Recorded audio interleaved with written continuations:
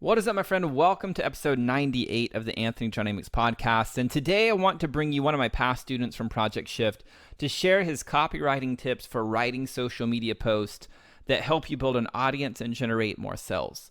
So if you've ever wanted to know how to write better content that's actually going to cut through the noise, sit back, relax, and enjoy the show. Welcome to the Anthony John Amick's podcast, the one and only podcast designed to help you become unstoppable in life and business. My name is Anthony John Amick. My friends call me AJ, and my goal with this podcast is to help you remember who you truly are so you can maintain your center in the chaos, embody your potential, and unlock freedom in your life and business. That being said, let's get into today's show. All right, welcome back. Today I'm bringing you an incredible guy all the way from France. His name is Rory Ramsden. He's worked in Olympic sailing for 20 years, managing events, and for the last 3 years, he's parlayed his life experience and he's been mentoring and coaching experts who are ready to get their business online. Now, Rory believes that the old way of sales and marketing is completely broken, and he believes that those who have not evolved are the ones who are struggling. And he's found that mastering the art of storytelling is one of the paths that actually helps experts make a lot more money and grow their business. Now, before I bring Rory on, if you're an expert who wants to experience more peace, power, and profits, I would love to help you out. And after coaching hundreds of experts and training thousands of others, I found there are 3 steps that will help you escape the internal pressure that keeps you frustrated, unfulfilled, and burnt out, have unshakable clarity, confidence, and certainty, and lead your industry and your market and your team and your clients with driven inspiration and conviction and power. And one of the best ways I've found to help someone break through to a new level of freedom and purpose and success is by talking with them.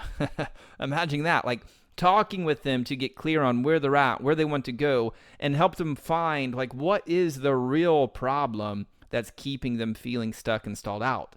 So if you're ready to truly create the results that you know you're capable of creating, simply go to talkwithaj.com to schedule a time to talk with me. And I know with 100% certainty that on that call, we can find what is the real problem holding you back and help you create a game plan for getting to your next level. Because the reality is if you're stuck or stalled out, if you knew what the real problem was, you'd solved it by now. But if you're still stuck and stalled out, then you don't, right? That's why you have a problem. So if you want to break through to your next level of success, simply go to talkwithaj.com. So that being said, let's bring Rory onto the show. Rory, welcome to the podcast. Yeah, it's a pleasure to be here. It really is. Thank you for inviting me. Of course. There's not a single person better than I know than you to talk about storytelling and marketing and life and business and the ups and the downs and all of it, man. So I'm super excited to have you here. Yeah, it's going to be looking forward to a fun conversation. Yeah, stories have been around since the dawn of time. They have. Yeah. And I'm curious, what's probably one of the craziest stories that you have from your life? Ooh, that's a cool. Let me think. That's coming off the shoulder. That is okay. Well, how about this one then? Standing watch in a 30-foot sailing boat in the middle of the Atlantic in a gale. That's already amazing. We're going downwind. With storms rigged for the storm, and all the hatches are shut, and I'm on watch, alone on deck. And a wave breaks over the back of the boat, and I suddenly get this feeling that something is grasping me round the neck. And the cockpit fills with water, and I look down, and my life jacket, which is operated on a gas bottle, has inflated, and they're set to inflate 6 feet under the water. So that just shows you how much water came over the back of the boat. Wow, that's intense. Now, was this when you were sailing, for fun, or? Yeah, we were sailing from the Azores to the northwest of Scotland. Oh, crazy. I've thought about, like, I don't know, I've always been very drawn to sailboats. I used to own one. It was like a 23 or 26 footer. It was a project boat that I never got around to it. And I sold it for more money than I'd bought it. And I've wanted to sail. And my wife is like, we should sail around the world. And then I hear stories like this. I'm like, no, I don't want to be 6 foot underwater there. Like, no, it's just too nebulous. Like the ocean is so terrifying to me. And yet I'm still drawn to the ocean. Well, you certainly get you're certainly put in context as a human being when you're standing on a small sailboat with sailing down waves, which could take a minute or two because they're quite big. I mean, the ocean swells have waves on top of them. So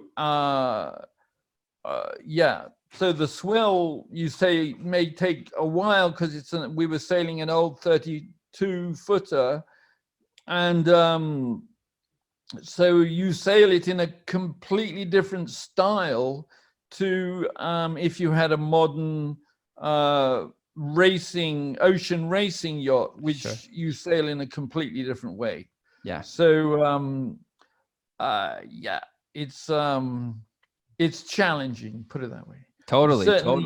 You certainly feel fully present in the moment. Yeah. And is that what you enjoyed about sailing? Is it brought you into the present?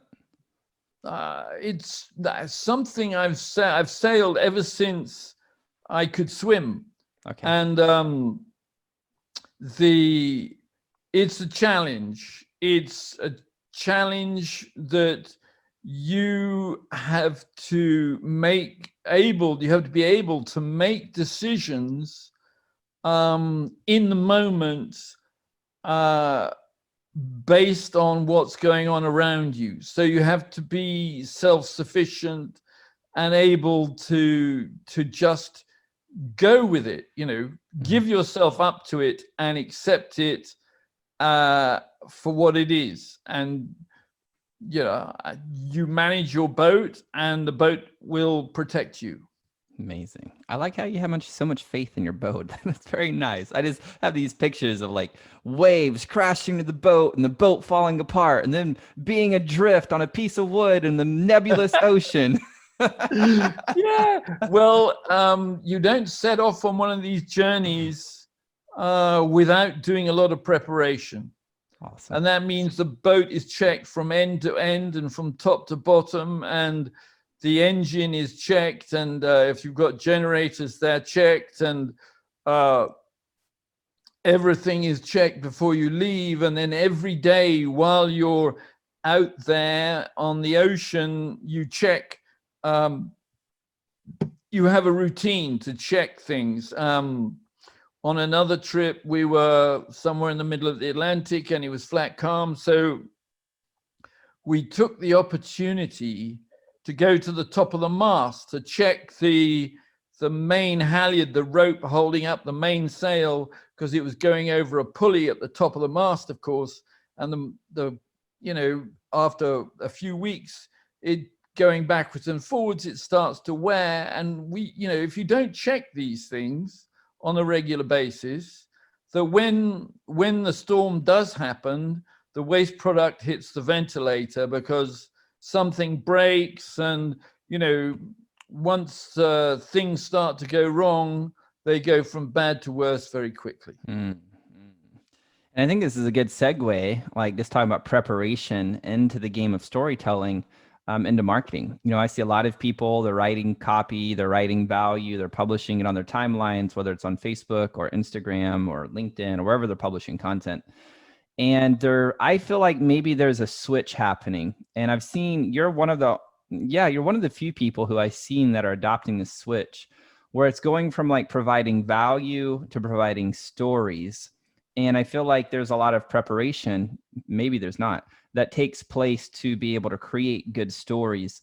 Are you seeing in the marketplace right now for coaches and course creators, people who have personal brands, that if they're using kind of an old methodology where it's maybe just add value, and when I say add value, it's more like 3 ways to do this, 2 ways to do this, 7 mistakes to do this, more like authority post, that their engagement's decreasing because I don't know, the mind of man is just bored with that, and there's a transitioning happening to storytelling. Is that, do you see that happening, or am I making that up? Because I could be. No, I mean, well, those list type posts, 3 ways to do this and 5 ways to do this and so on. They've been around for a very long time, and they're always people. I mean, human beings love lists. They love those things. But why not? Write a post like that by all means, but incorporate a story into it, because actually the story becomes more memorable in a way. The list becomes more memorable because the story is associated with it, and people remember the story, and therefore your message is going to be received more openly, rather than just churning out the same old authority posts, value posts. Change it up a bit. Story, as I said, has been around since the dawn of time, and really, if you can tell stories, it's a much more engaging way of entertaining your audience. Well, I mean, that's the reason people are on social media in the first place. Typically, it's the new television. They're going there because they just want to kill time. I mean, the vast majority of the time, they're mindlessly scrolling. Like, I don't like what I'm experiencing, or I'm bored, or whatever, so let me scroll. And so they're not really there to learn, typically. And so if you're writing a story post, it makes sense to me that you would get more engagement because you are entertaining. And if you can do that, what do they call that? Edutainment, where you can educate and entertain at the same time, which is actually I think it's a hard skill set to really master. Some people are really good at it. But if you can master that skill set, I think that's where like the goodness is, almost like the secret gold mine is when you can educate. Yeah, absolutely. I mean, if you can do it and entertain, be a little bit funny, and make a serious point, all at the same time, then you're a master of your craft. Yeah. So how do people start writing stories in this game of, value-based marketing? How do they start bringing in some of these ancient storytelling principles that have been around since the dawn of time? Well, I guess it all starts with who your ideal client is, because of course you're not writing stories about yourself. You're writing stories or for yourself. You're writing stories for your audience, and you only become relevant to your stories only become relevant to that audience when you're able to use your experience to show that you are just like them, and you've been down that same road that they're traveling down, and this is what you learned in the process. Then you could tell a story about you, but you don't really have to tell any stories about yourself. There are icons you can talk about. I mean, Steve Jobs is a favorite one. Elon Musk is another storyteller. These people are these icons, these people are known by everybody and are useful examples for messages you want to put across. Yeah. Have you ever read a book called Winning the Story Wars by Jonas Sachs? No, I haven't. It's a fantastic book. It's an older book. I don't remember the year it came out, maybe 2009, 10, 11. I don't remember. But the framework was all about stories. And the argument that he makes is kind of, there's a war for stories. Whoever has the best storyline is going to win. And there's a few concepts he introduces, which is freaks, cheats, and familiars, and how every story, like a really good story, has a freak, a cheat, and a familiar. The cheat, like human nature, doesn't like cheaters, right? So if you can craft a cheater into the story, then you automatically can create like a bonding with your ideal client because we are like, fuck that cheater. And then the familiar thing is like the archetype that you're bringing in, that's something they're familiar with, like something from popular culture. For instance, they were running something for a nonprofit. I forgot what film it was, what documentary they were working on. But essentially, they took the storyline from The Matrix. Are you familiar with the movie The Matrix with Neo? Okay. So they took that kind of storyline and the characters and they intertwined it with farm animals. So they had Morpheus instead of Morpheus. They had Morpheus, who was a cow. And it was, and the whole nonprofit thing was kind of this anti-meat type of documentary. So it's just kind of funny to have Morpheus, and then I forgot what the other farm animals were and how they played into the storyline. But they had that framework where they're using something familiar from popular culture. They had the cheat, and they had the freak thing too. And they crafted this really brilliant 3-minute or 5-minute marketing video that really went viral at the time. So yeah, great book. If you never read it, Jonah Sachs. So actually merging two different ideas together into one story. Exactly. I mean, and of course, every story has a hero. Yep. And that hero is Morpheus or Neo or whoever it is. But that story is not you. But then that hero rather is not you. And then there is the villain. The villain is there as the foil for the hero, the person who introduces the tension, or there's a tension between the two, and every good story has to have that tension, and the conflict is what creates the tension. And why? Because then we get sucked in. We get sucked in from being participants, from spectators to being participants, and we start to start rooting for our hero and how they're going to overcome the foil and really win the day and achieve that goal. Every story must have a goal as well. So all these things really start to work together. And actually you can, when you were talking about tension, there is an external conflict, which is in a story, there's the external conflict, which is the external journey your hero is going on. And then in going on that journey, there's an internal conflict as well. He is being moved out of his, or she is being moved out of her comfort zone and evolving and becoming a different person.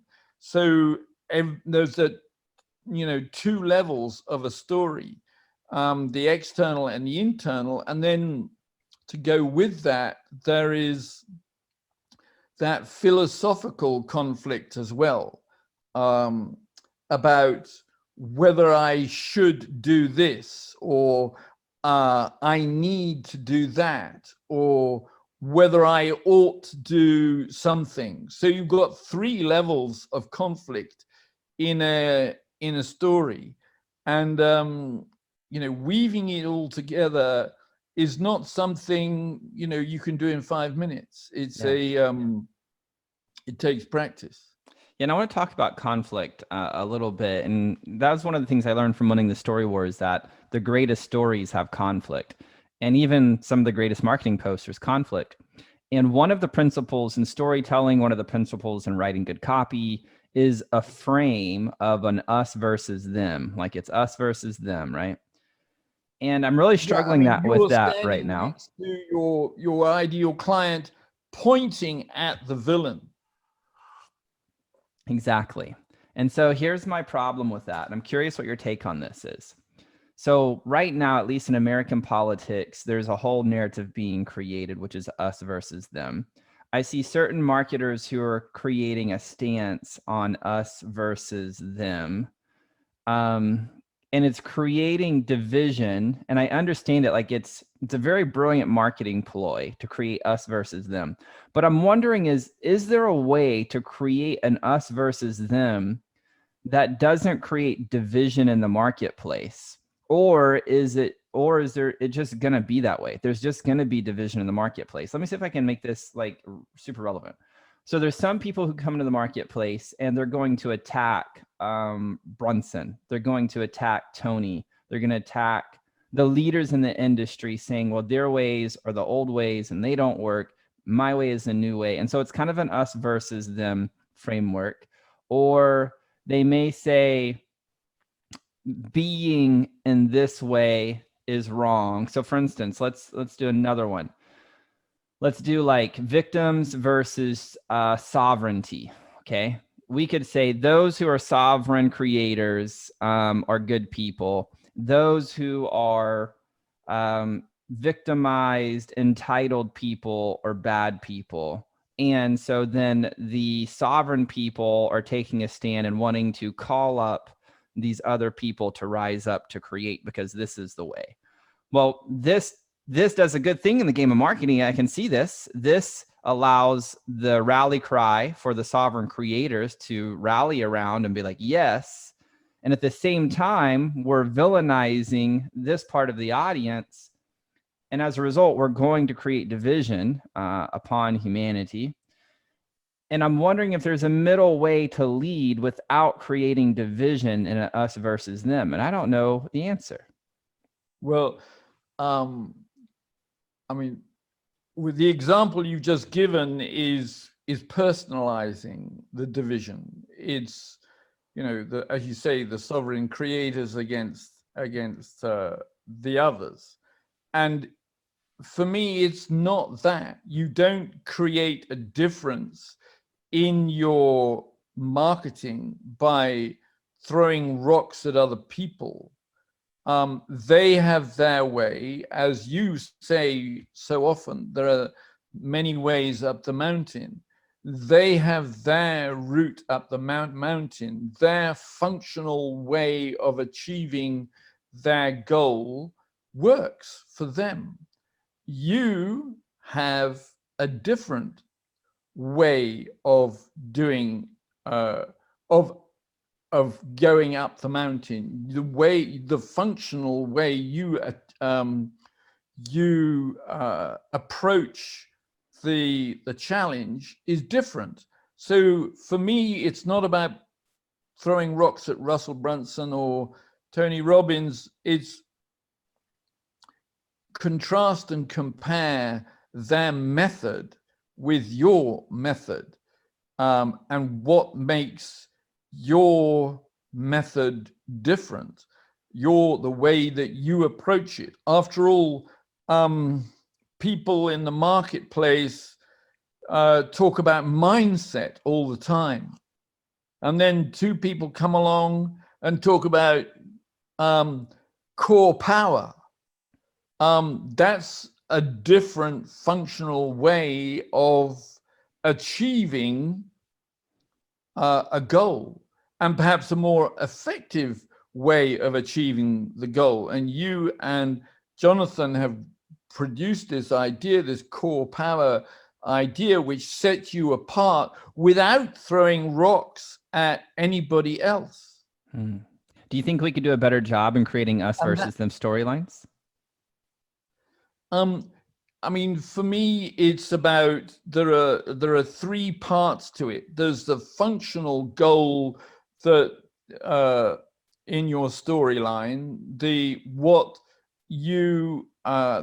which is an external goal normally, and then there's an emotional goal, which is the internal transformation, and that, there is then, of course, the philosophical piece, or that could be demonstrated by a social need to appear in a certain way. So it's the short answer to your question is I'd have to think about your messaging in a lot more detail to give you a straight answer. But my question in return would be, are you approaching your messaging on those three different levels, or are you only approaching it on the one level, the core power against the mindset?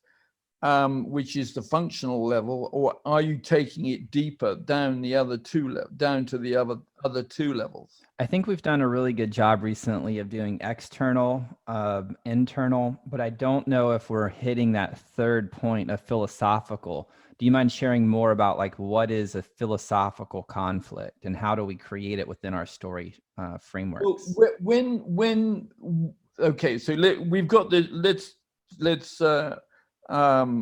think of this. Then we've got this situation where there is an external conflict.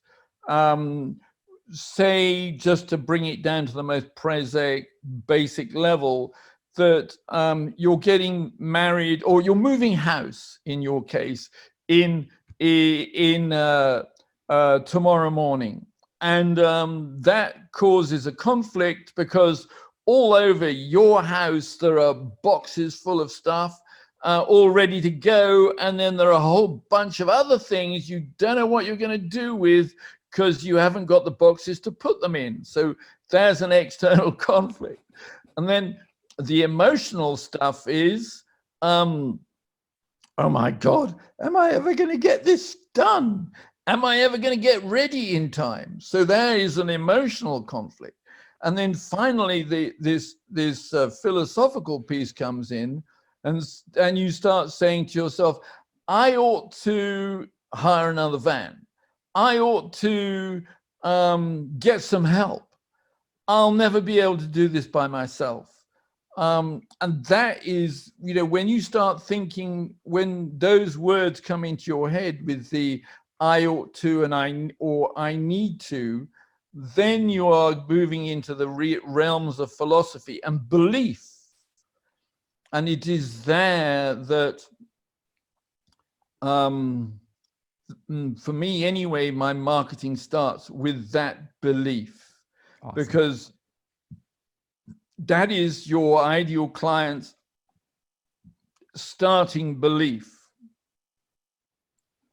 that they need to do something to make their business better, to achieve the goal they want to achieve. So the functional and the emotional. And when you understood what the starting belief is, you can then look at the belief that they need to have before they will buy from you. And so that could be that they need to believe that AJ is the coach for them. No matter what it costs, they're gonna work with you. So A to Z, and there are a number of beliefs and ideas and concepts that you need to instill in or seed in their minds and get them to accept, so that they can move from one belief to the other. Awesome. in a logical, simple process without realizing that all this is going on at all. So what you say is essentially, it's like to start with, you're painting a picture of a problem that they can point at. Like you started by painting a picture of boxes in my house because I'm moving. So we could point to the boxes. I could show you the boxes and how they're all in my kids' playroom. And there's so many boxes over there. So that would be a problem we can point at that's in the client's world.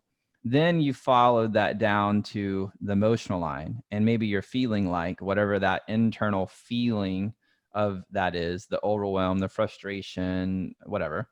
And then we went deeper and said, and maybe you're thinking, when is this ever going to be done? Maybe I need to hire movers. Whoa, this is like now. So we went from pretty much problem we can point at to what are you feeling to what are they thinking? And then you're to what they're really they're trying to, in that thinking, they're trying to identify a solution. Yeah.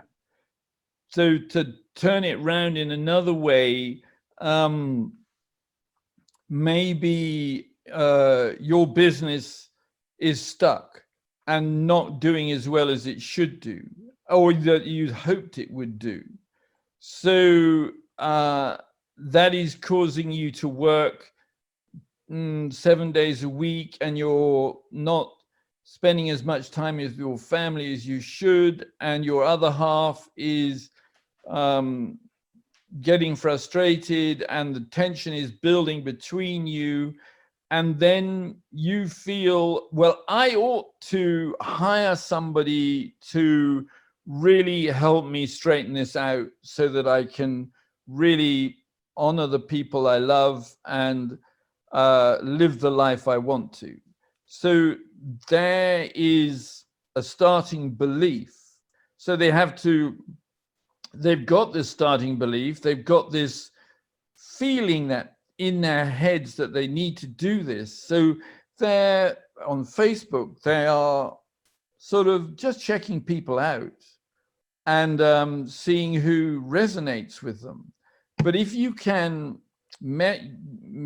tell stories and engage them in a process which will move them from that starting belief to the belief that they need to hire you, and they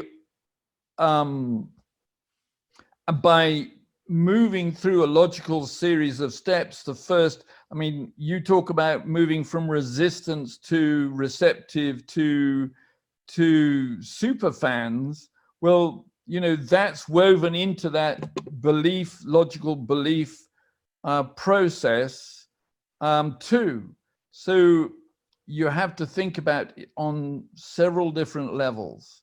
Awesome. And it gives the way that you post on Facebook or on your blog or wherever you're posting, you know every day what you're going to turn up and write about, because you've got this logical, what I call inception engine, to refer to when you get to start writing stories. And once you know what the message or the message is that you want to deliver, then you can source a story that illustrates the point. And once you've got a message and you've got a story, and then you've just got to weave it together and finish with the lessons learned, which could be the 5 things that you need to do to unstick your business. Awesome. Now, are there multiple storytelling frameworks? Like, you know, there's different types of posts. Like in our client bridge method, we have, you know, the providing value post and the Polly Pocket post and the polls and all these different types of posts to help get people from being receptive to a raving fan. Are story posts the same way, where there are various different types of stories, or is it simpler where it's just like you have your message, essentially external, internal, and the philosophical piece, and then you're just wrapping that into stories that are illustrating that? Yeah, I actually have, 18 different story styles, because that gives you variety on your timeline, so you're not constantly having to write long posts yourself. It gives the people looking at your posts a variety of different stories to consume, and after all, you can write a story in 3 sentences if you want to. And actually, I think Hemingway wrote a story in 6 words. So it gets down to the fact, short stories take longer because every word counts. So variety counts, but then I have now 25 or 26 different story frameworks that you can use, so that when you sit down to write a story and you're not a proficient storyteller, you can just fill out the boxes, so to speak, and then copy paste what you've written into a Google Doc, and there you have a well-structured story. Awesome. What are your favorite two types? What are your top two favorite story types? There's a five-step story structure, which is the setup, which is the life they are, your ideal client is living now, which is could otherwise be called empathy. And then there is the rising action, which is them moving across the start line of their journey and going, and the beginning of the journey. That's the step 2. Then step 3 is the climax to the journey, where they overcome the dragon, and they realize they've overcome the dragon because of a very clear and well-defined result that they've seen. And then you move from there to the falling action. This is where you're bringing it home. You're telling about the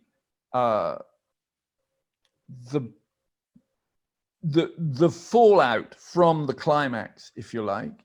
And finally, the resolution, the 5th step, which is tying it all together and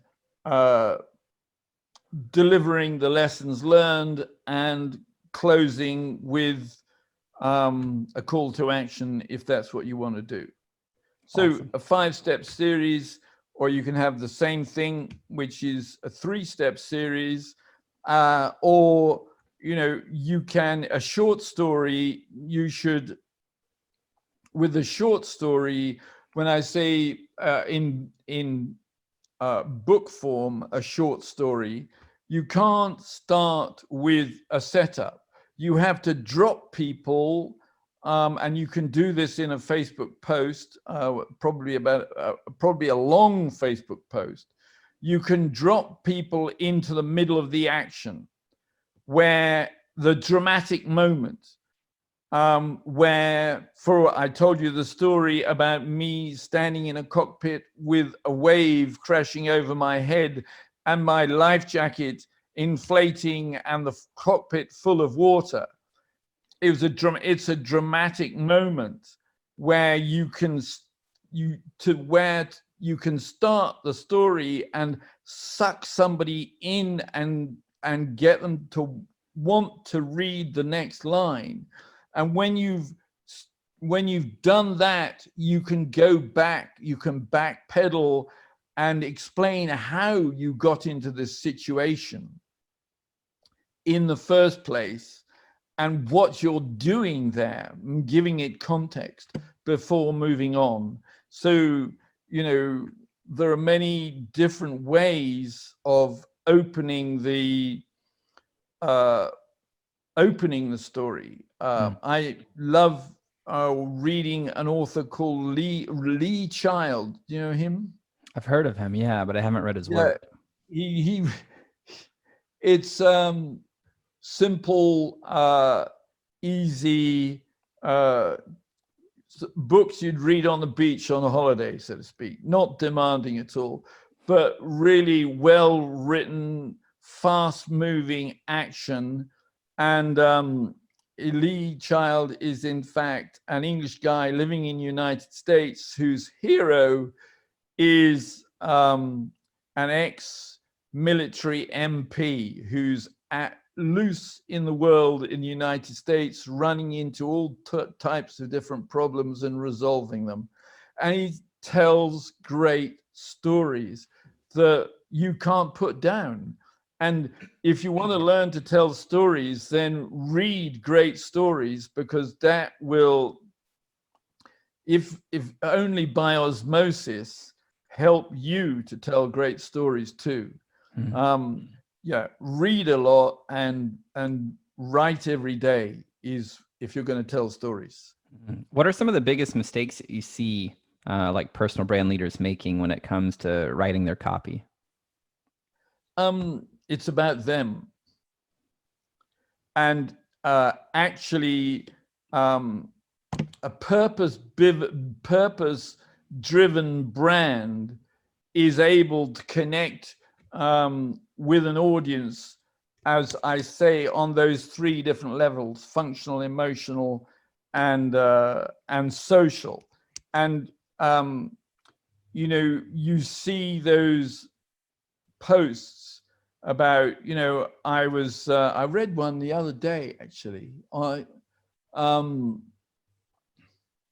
drove out of the garage in my new Porsche.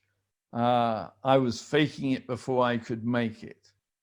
And I was wondering how I was going to pay for it. I think those were the kind of opening lines. And I guess that would appeal to some people. But to me, it was like, no, move on straight away. So it's, if your story is got I on every other line, for me, it's not a good story. It's about you and what, in other words, your audience, what they're going through every day. And only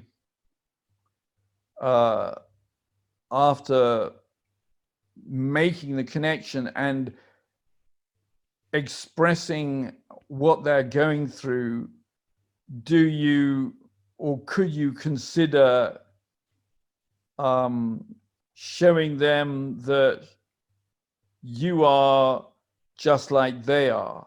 Because by telling a story of your experience, perhaps, but you don't have to use, as I say, you don't have to use your own experience.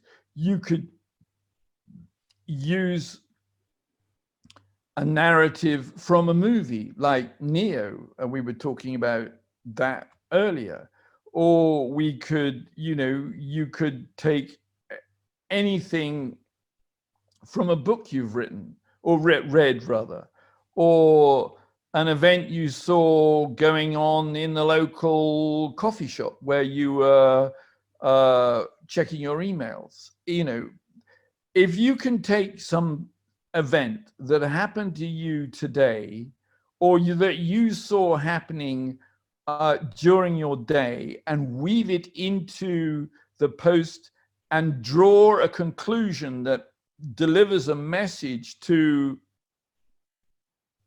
your audience that resonates with them, then you're doing well. Stories are everywhere. It's that reticular activating system that Jonathan talks about the whole time, that if you are looking for stories, if your brain knows you're looking for a story, it will show you them. Yeah. I always used to say that life is giving us marketing content every single day. Like every single day, life is giving us something to respond to. And if we have this awareness, like you're talking about, which is like, what am I learning right now? How does this apply to my ideal audience? What's the lesson for them? You can never run out of like content and stories. Exactly. I remember I created a video once and it actually performed really well. It was about dog shit. Like I walked out of the luxury condo we were staying at. This was 4 or 5 years ago. And there was just a huge pile of dog shit on the sidewalk. And I don't know why, but it inspired me. I pulled out my camera and I was like, so here is a big pile of dog shit. And I was like, I have two options right now. Number one, I'm really upset. Somebody didn't pick up their shit. So I could bitch and complain about it all day long. I could pick it up and move it. I think I'm going to decide is to leave it there. But my whole point of this video is there shit in your life and you have choices. Do you want to move it? You can do that. Or do you want to bitch and complain about it? You can do that. So whatever you're going through today, if it's some shit, figure out how you want to create your day. And that was like the end of the video, but it was just so like perfect. It took like 2 minutes to create it. Took something that happened to you in that day and gave it a meaning. Right. Dog shit became more than just a pile of dog shit. Exactly. Exactly. So good. So it really is us just having awareness of asking that question, like, man, what am I experiencing right now? Or what am I seeing other people experience? And then how can I tie that back to my message and extract a lesson for my ideal client? And then just doing that consistently. Boom, boom, boom, boom. Yeah, absolutely.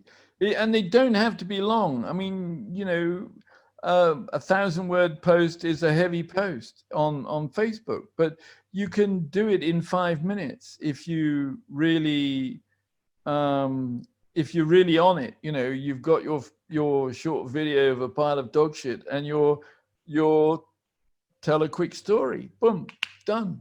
Mm-hmm. How long did it take you to tell that story? Minutes. Yeah, it took minutes. Now you've been in this. Yet it delivered a very strong point. Right. So you've been in this game a long time, and I'm curious because these are things I'm being reminded of when I first started my whole journey, 2011, 2012. And I think maybe some of us, at least me for sure, I look back at things I've learned, strategies for 2011, 2012, 13. And in digital marketing, I mean, a year is like 4 years. I mean, or 7 years. I mean, the game moves so fast. Yeah, it's crazy. And so do you think some of those principles still work in today's market because more and more people are creating content? And is it really still that simple for somebody to ship these messages and build an audience? And it really is just the consistency of the shipping of the message, or is there more that has to be done to be able to stand up, to garner attention and really build a following these days? No, I think stories, as we know, have been around since the dawn of time, but they engage people and they work. Awesome. And they will go on working, whether we're talking about Madison Avenue or Facebook's successor, whenever that happens, because we know the next president of the United States is going to legislate, for better or for worse, social media. So whatever happens to social media in the future, it is just a delivery mechanism. It is what it is, and radio, TV, newspapers, magazines, they are all just delivery mechanisms. Whether you believe in ClickFunnels or Groove Pages or whatever it is, they're just delivery mechanisms. What matters is the connection that you have with your audience, and the way you build that emotional bridge is by telling stories. Because stories are able to build a community and build a group of people around you. And after all, we don't need a lot of people to have a good business. Yeah. As 1,000 true fans, if you had 1,000 true fans willing to buy everything that you were which you created, you'd have a good business. Yeah. It's so funny you say this, because I was on a sales call yesterday with a guy who came into Project Shift, and he's just starting his business, and he's like, man, I don't know what to do. I have a YouTube following of like 40,000 subscribers, and I don't know if that's a good business or if I should do something with it. I'm like, whoa, hold up. You have a YouTube channel with 40,000 subscribers? Are you freaking kidding me right now? He's like, yeah, I just kind of did this off the whim, doing a yoga channel, and I don't know what to do with it, or if I should just close it down, or if I can make money with it. So here's a guy who has 40,000 people rather than 1,000 people. Yeah. And doesn't know how to monetize it yet. He's got 40,000 engaged people. Now he's got to segment that group into just, to put it simply, tire kickers into and action takers, and go from there. Exactly. Awesome, man. Last question for you today is like, if you could go back in time and give yourself some wisdom to help yourself collapse time and get results faster, what would you tell yourself? Um, I would say very quickly that I wish Project Shift had existed 20 years ago, because that would have made an enormous difference. How so? And the lesson is, you may think you want to build an online business, and good for you, or any business actually, but actually the business is done between your ears. And if you can really come to terms with what's upstairs in the attic, the things that you're hiding from, the things that you are in denial about, and you can really bring those out into the light and face them and come to terms with them and make friends with them, then things will change in your business pretty fast. And I'm curious, if you would have been through Project Shift 20 years ago, what do you think would be different now for you? I think that I would still be living in France where I am now and enjoying life, but I would have started making space for myself a lot sooner than I did. 20 years ago, I was running around the world, organizing events, and I was entirely focused on the external and didn't spend enough time thinking about myself. And if I'd come to terms, if I'd realized that 20 years ago, I would have been a lot happier for a lot longer. Awesome. So you think the fruit would have been you just been more happier and had more fulfillment along the way rather than just trying to create so much? Yeah, it would have been a more balanced happiness, because I enjoyed what I was doing and I was good at it. But I would have been able to take time out, wanting to take time out, and not feel bad about taking time out.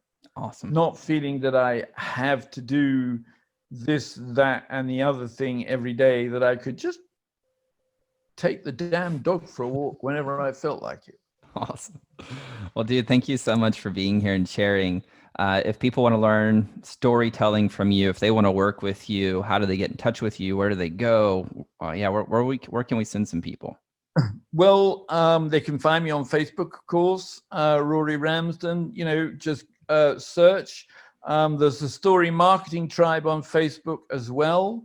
Good place to check in, because I'm always doing. I do weekly story training lives in the group, and indeed you can go to roryramsden.com and check me out there too. So lots of alternatives. Perfect. So make sure you guys go check him out on Facebook, facebook.com/Rory, RORY.Ramsden, RAMSDEN. Make sure you join Story Marketing Tribe over on Facebook. You can go to roryramsden.com.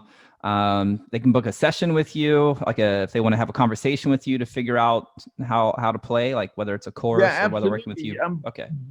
DM me on Facebook. Happy to have a chat. 1 hour call would be great to talk to you, find out where you're at and what you're doing and what your challenges are, and how we can move you forward using story, and both in all areas of your business, because actually you are trying to build an emotional connection with your audience, and that in one word is branding, and that where story comes in big time. Awesome. Cool. Rory, thank you so much. Make sure you guys go check out Rory. Rory, appreciate you, brother. Thank you. It's been a pleasure. Thank you. Well, there you have it, my friend, Rory Ramsden. And man, this was a really fun episode. I love talking about the sailing and then just getting into stories, and stories are powerful. And I hope our conversation has really inspired you in some way to bring more stories into the copy that you're creating. And I hope our conversation really gave you some insights in how to take your copywriting skills to the next level. And I also hope our conversation helps you avoid some of the pitfalls that many experts make in this game of marketing and sales. Now, if this episode inspired you in some way, I would love to hear about it. Simply take a screenshot of you listening to the show on your device, post it over to your Instagram stories, and tag me at AJ Amix over on Instagram. So, my friend, that's going to do it for this episode. Thank you so much for being here today. Until next time, I'm out. Peace. Well, that's all I've got for this episode of the Anthony John Amix podcast, but we have plenty more to help you become unstoppable in life and business. So head on over to ajamix.com for exclusive resources, information, and tools to help you break through to a new level of freedom, purpose, and success. I look forward to having you back for the next episode. Bye for now.